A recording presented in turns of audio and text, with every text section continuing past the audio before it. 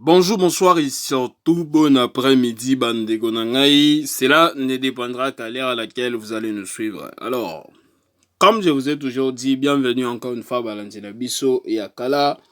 Bienvenue Balantina Bisso et Asika, la chaîne Nabiso INSNM officiel. Tous souhaitez Binoka, bienvenue et surtout de partout vous êtes en train de nous suivre. Sentez-vous aimé et surtout soyez le bienvenu na chaîne Nabiso INSNM officiel. Na système ou à toko système ou à propre, comme je vous ai toujours dit. Alors, bandeko nanga, nous voici encore une fois devant vous. Comme je vous ai toujours dit, biso toya kapamba pambate. Ce qui toye, c'est la vidéo ya le baizali. Nous voici encore une fois dans le dossier affaire makambo sur makambo 1. Awa yindi. Tolali tolamukika boye o Koffi Olomide akufi. Bandeko nanga, pourquoi ko planifia kaliwa pour na bandeko, pour na baninga na biso. Pourquoi planifia kaliwa pour na baninga na biso? Oyo ata Bible yango moko eboyi. Faut ne jamais planifier liwa pour na bandeko, pour un prochain. Tolali tolamukika boye ke Koffi Olomide akufi. Bandeko nangai, oyo eza sangwa mabe, oyo eza sangwa bien te. Je sais pas de votre côté, ceux qui boyoki déjà ba rumeur, biso ba tindi, biso ba voice, ba pesi biso ba confirmation que awa tozo solola Quadraco Ramana sali na ye crise cardiaque akufi. Voilà bandeko nangai, avant tokota penza makasi na mozindo ya biso ya lelo ememi biso epa na bino.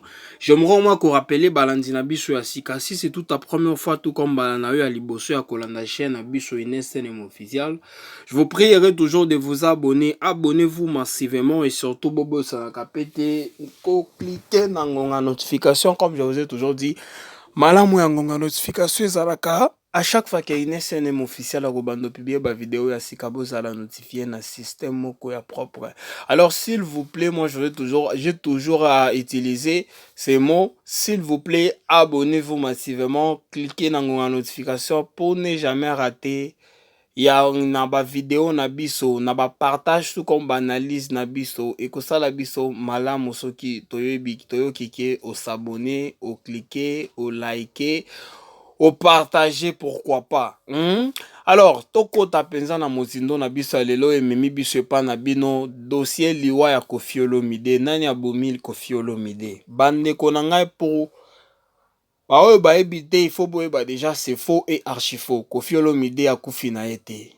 Il est bien en vie et surtout en bonne santé. Pona baoyo bazo tia ba rumeur, pona baoyo bazo tala bazo ya bazo loba kaka biloba loba bino pombo ebi très bien que mboka na biso ezalaka na biloba loba ebele. Alors, faut savoir déjà que c'est faux et archi faux.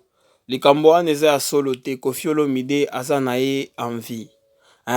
Déjà si on se rappelle très bien quelques semaines avant, grâce Mbizi aya qui est na écran le cas qui déjà le papa mukolo wana zo kufa kala mingi te peza na ba musu déjà bazu confirmation grâce Mbizi aya qui a le cas qui a le comment est-ce que papa wana zo kufa kala mingi te na mabebe le asali. C'est comme on dirait que grâce Mbizi est dernier wana est le parfait, alors que la Bible même nous dit que personne n'est parfait ici sur la terre. Bisto tout ça la kamabe mais biso to bombaka ya biso to lingande ko lakisa ya baninga ya biso to bombaka kango wana mabe, c'est de l'hypocrisie. Alors pona bandeko oyo ba mi poser ba question, pona bandeko oyo bazo beta ba se questionner, c'est faux et archi faux. Koffi Olomide azanae en vie et surtout en bonne santé. Voilà. Donc botika komi tiaka ba idée, botika komi posaka ba question, est-ce que c'est vrai les Kambo tozo yoka, est-ce que c'est vrai histoire, c'est faux et archi faux. Koffi Olomide azanae en vie. Et pour la bao ba ebité, Koffi Olomide va se performer na date il y a le 11 juillet. Donc c'est 11 juillet, c'est 2026. Et que ça les na pays à Belgique, na stade il y a Roi Baudouin. Pour la bao ba ebité. Stade à Roi Baudouin na ezalaka na place il y a 50 000 places. Boyoki nga bien. Pour la boyoki bien te, j'aimerais au moins qu'on rappelle stade encore une fois maloba on a autre loba. Stade ya Roi Baudouin ils en place. Ba place ça 50 000 places. Donc ça stade au Koffi Olomide a ko se performer. Ko se performer ça ko prester ça ko yemba ko sala ka. Ce que les artistes aux danseurs donc ba presta ka ba assez performant ka donc ba loba performance vous voyez un peu.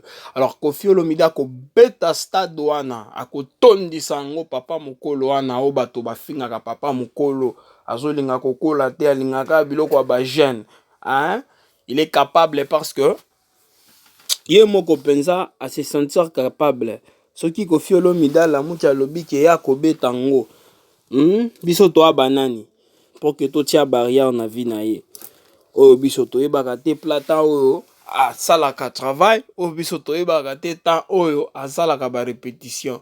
Alors toza eloko te epai na ye pour que toya awa tolobaki Koffi Olomide akokoka te stade wana hein au moins bato ya mitema mabe baboya kosala sold out mpona bao bayebi de sold out kosomba mabillet babillet esila soki balobi sold out cela veut dire que babillet esili eza mot en anglais sold out donc bosolde babillet nyonso esili.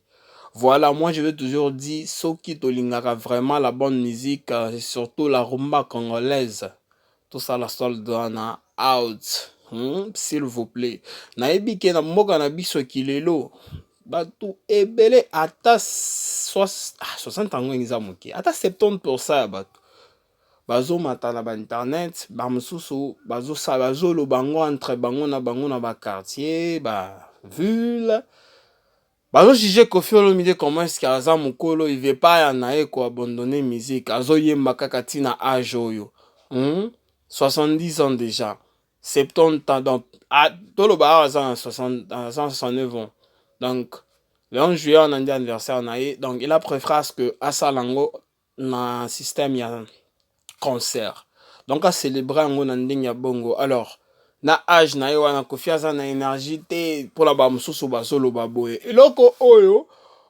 ezopousse nga na loba eza nini soki mutu ye moko amoyebi âge na ye ayebi état de santé na ye ayebi pourcentage ya énergie na ye oyo aza nango et puis à se sentir que non I can do it cela veut dire je peux faire ça. Alors yo oza nani pour que oya otia barrière oza nzambe opesa nga réponse. Alors si Koffi Olomide penza a contacté ba organisateur bao ba organisaka ba festival a minene ya ba stade lokola wana a contacté bango aki na stade ba signer ba tie date aki na place o batiaka basalaka ba ticket ba billet bato ba s'en chargera na ba billet ba tie date ye moko personnellement à se sentir capable de le faire biso to banani pour que totia barrière s'il vous plaît topesa Koffi Olomide force pourquoi de la haine mbe eloko ezoboma congolais haine eza ebele moninga ressorti. Alors yo retire kasi yo moto ozolakisa ozolinga mabe mpona moninga mais ce total vie na yo tu es sur place ça n'a pas de sens. Soki yo ozolakisa mabe ozolinga mabe mpona moninga alors yo ressorti tomona kasi soki yo ozoressorti ozobunda kaka mpona baoyo bazwi tosepela balobaka soki moninga azwi sepela soki Koffi Olomide atie date na ye tosepela ya biso mpe koya biso ba warrior biso ba gaulois biso ba spiritas biso ba sonne biso ba griffe biso ba villageois biso ba naloba lisusu nini tellement ba orchestre eza ebele na mboka na biso leader ya orchestre azopesa ba fan na ye kombo donc awa eza système ya kombo botia bopesa nga kombo artiste mosusu napesa kombo ya orchestre na ye na ya bafan na ye. Voilà, comme je le disais Koffi Olomide a se sentir capable s'il vous plaît na âge na ye oyo aza nango ye moko a se sentir capable. Donc qu'est-ce que nous on a comme à faire, qu'est-ce qu'on doit faire, c'est quoi ezopesa ye force physiquement mentalement non spirituellement. Physiquement tosombi billet topesi ye force mentalement De la même façon, tu peux si force na amour wana spirituellement to sambeli pe na ye. Pour la bao balinga ko faire le midi. Pourquoi ne pas prier stade wana ya roi Bodo et tonda. Pourquoi ne pas prier date échange et ba rapporter date s'il vous plaît. To pe sa force papa mukolo ya biso. Papa mobimba ye moko ndenga loba papa mobimba ye. Ekoyinda bandeko na nga pona bao bao tia tembe. Ekoyinda, moi je vous confirme. Confie Olomide, il va se performer. Nayebi ke na ba aneo eleki Koffi Olomide ba date na ye ebele ezaki rapporté par rapport à biloko ba visa, biloko ba manque à côté ka ba billet, mais oyo ekorate te parce qu'il a bien préparé date na ye, tiens-moi temps. Moi je vous ai toujours dit biloko ba stade ba date soit na ba concert minene wana. Ata muke ba toi ka temps pour que bo se préparer.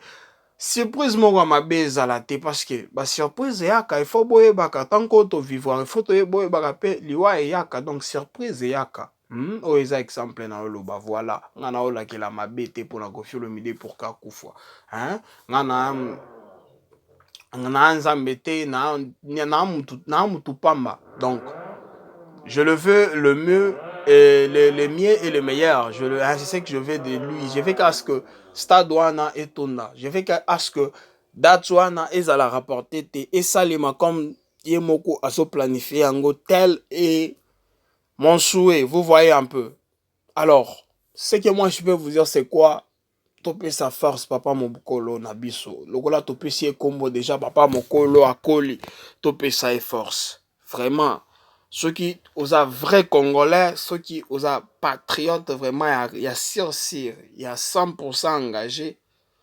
Tout le monde qui patriotisme, tant occupé sa force, papa mokolo ya biso. Topé sa force, s'il vous plaît. La haine va nous amener nulle part. Haine ezalaka bien te, s'il vous plaît. Et pour la baoyo, bazo le kalaba internet, ko ça là faux news. S'il vous plaît, botika ba news a bongo. Boyebi amoko makambo mususu e fonctionnalité na ba vie na biso to bosa na kabiloko oyo tokanisaka pona baninga.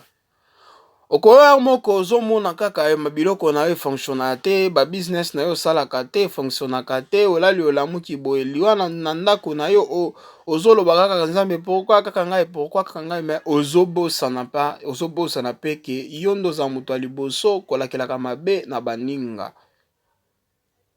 Bando na ngai faut boyeba ki on récolte que c'est qu'on sème. Donc si tu ozo semer liwa oko récolter liwa. Soki yo okanisaka po bolamu pona batu, bolamu ekolanda yo. Soki yo osalaka bolamu pona batu, bolamu ekolanda yo. Ezala ba mususu na yebi bakoloba batu mususu ezalaka ozosalela ye bolamu mais azolinga okufa ta kufa aboma ta koboma yo. Il faut boyebaka ke batu ba récompensaka biso eza batu tosalaka bolamu te eza nzambe c'est nzambe ye moko nzambe nde mutu a récompensaka biso. Donc soki yo osalaka batu bolamu pour que ozozela en retour mutu peut-être connectaki ye na comme boye ero ya kozwa salaire apesa au moins 5-10% tout comme 50%, il faut que tu te trompes. Ça la bolamu sème du bien, il faut que s'aimaka du bien, il faut s'aimer du bien. Yeba kenzambe nde ako récompenser nga ya moko koki ko sale mutu bolamu tellement ya munene. Au foutelier classe asili classe boye azu bolo ya bien maedaka yo te. Ya moko yo kufi otiki na mokili o me bana na yo pe bazwi mutu moko boye de nulle part abimika boye a aider bango. Pourquoi? Papa na bango, tata na bango asemaki bolamu quelque part. C'est comme ça biloko bien elandaka biso. Donc faut pas faire du bien pour attendre du bien. Fais du bien, oublie. Laisse Dieu s'en charger. C'est si simple. Alors, pour la bao bozo la mabe, les quadra koramana kufa. Boye bakake, retour à l'expéditeur et zalaka. C'est pas par kaka ozala ndoki poko olakela mabe, okanisaka ya mabe, liwa ya mutunde kosalima. Ata boye. oza normal osambelaka na yo même na munoko na yo esaka mutu wana nalingaka ye te mutu wana kufa ta yo nde okokufa bandeko na ngai. Il faut toyeba kontrolaka munoko na biso munoko oyo bandeko na ngai. Moi je vous ai toujours dit munoko oyo eza eloko kontrolaka makasi. Munoko oyo kokotisa yo boloko, munoko oyo ekosala ke o perdre moi connexion ya bien biloba loba. O perdre connaissance ya bien biloba loba. Et ça li comme c'est moins sérieux na place aux ala qui sérieux. Pourquoi biloba loba? Il faut que contrôle la monoko, c'est important s'il vous plaît surtout. Voilà, bande konanga quadra kora moi je le répète encore azana ya envie à kufite. Wana bozo yoka bozo mona ezalukuta. Voilà, bana quartier latin, bana o balingaka de la bonne musique, de la rumba congolaise. Nalingaka boye, nazo sala analyse boye partage, bino bozo réagir na ba commentaire. Moi je veux toujours dire que biso to sala ka ba analyse boyo kaka biso bo mona biso chaque heure, chaque jour. Chaque tozalaka wana mais bino il faut peto yoka bino eza place à commentaire wana botia ba commentaire ebele botondi sa place wana ezalaka na stockage te botia ba commentaire na bino bo décourager bato oyo bazoleka na ba live na ba internet kopesa biso basango moko ya lukuta ke Quadra Koraman akufi ke Quadra Koraman concert ya ye oyo akosalema na 11 juin na stade ya Roi Baudouin na pays ya Belgique eza annulé. S'il vous plaît, batouana bocha ba commentaire awa bobo sanaka pété ko s'abonner pour na ba aussi c'est toute la première fois to comme balana ya liboso partager message oyo abonne-toi massivement et ko sala biso bien. Moi je vous ai toujours dit tango landaka biso s'abonnaka te o like te o partageaka te o cliquaka te na ngonga notification ko bando zanga ebele pa na biso. Moi je vous ai toujours dit que pa na biso ezangaka te matière sur matière affaire sur affaire. Hein?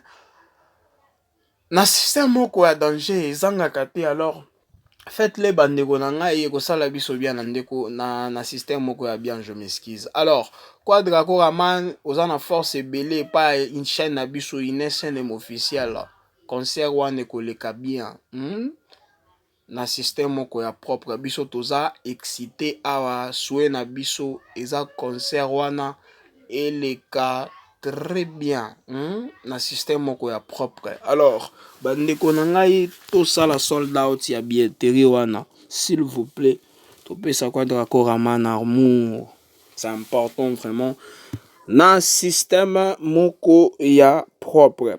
Voilà bandeko na ngai comme je vous ai toujours dit bandaka pe si la katoko mina suka partage à biso lelo. Bandeko na ngai merci encore une fois balandi na biso ya une chaîne officielle fidèle. Bino bozalaka wana tango to publiaka.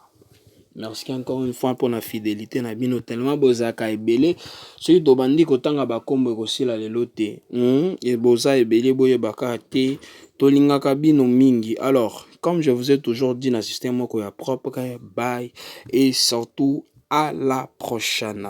Merci.